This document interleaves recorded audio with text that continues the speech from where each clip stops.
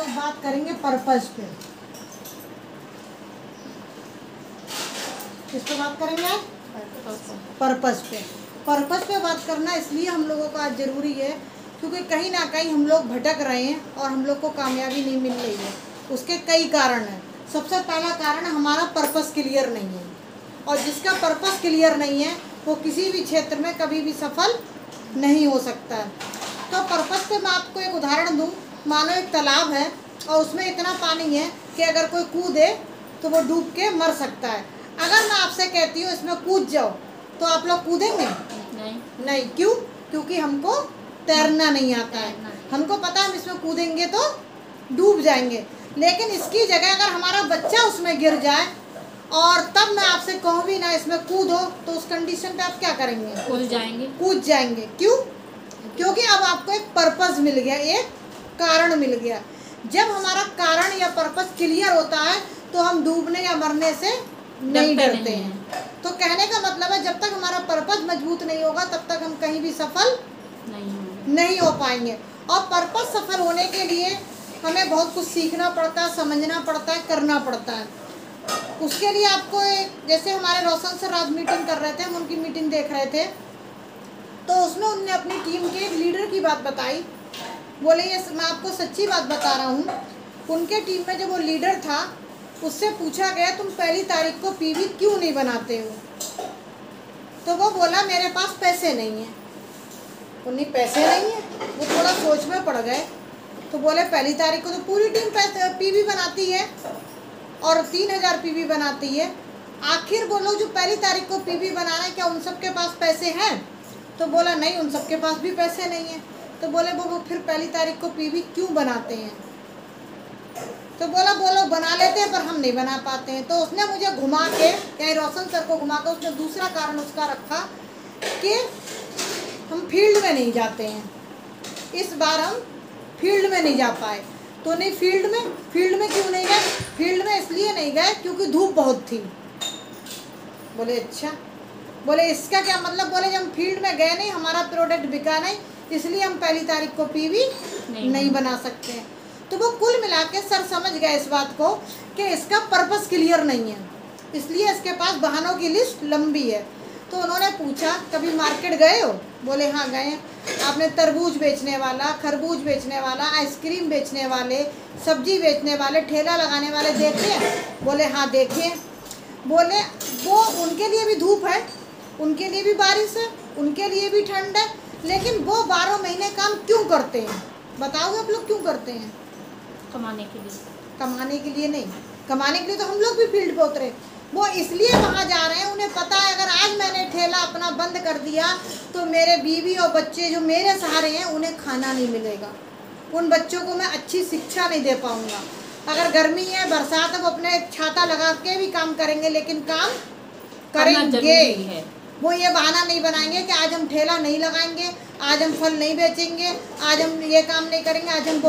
उन्हें पता है अगर आज हम काम नहीं करेंगे हमको पैसा नहीं मिलेगा तो शाम को दिक्कत किसे होगी? हमें। तो कहने का मतलब है यही हम लोगों का हाल है।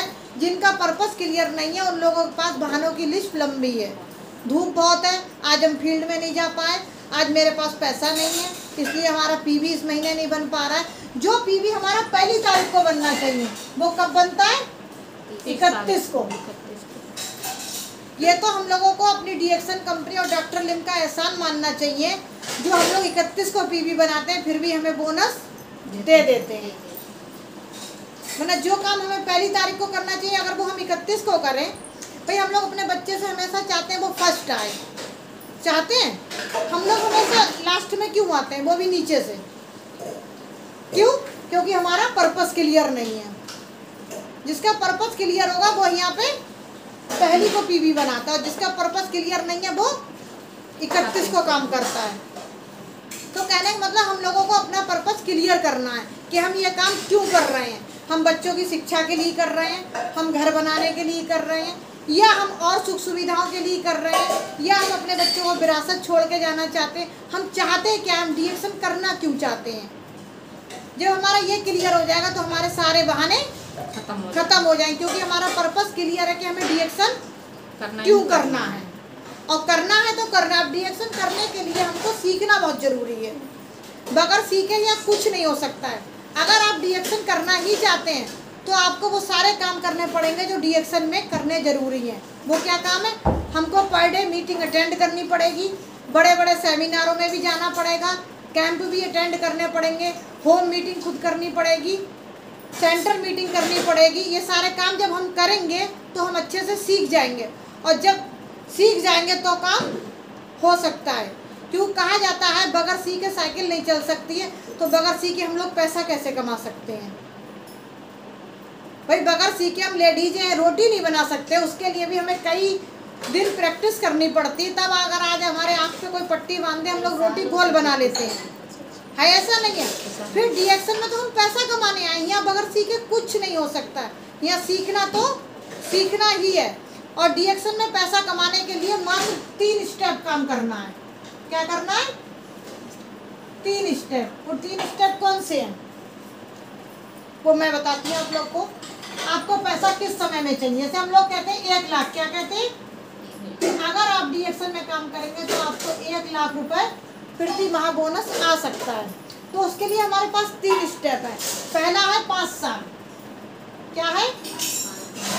5 साल। आप 5 साल इसमें पहले सीखिए, उसके बाद 5 साल सिर्फ 2 लोगों से, सिर्फ 2 लोगों को क्या बनाइए? कंज्यूमर।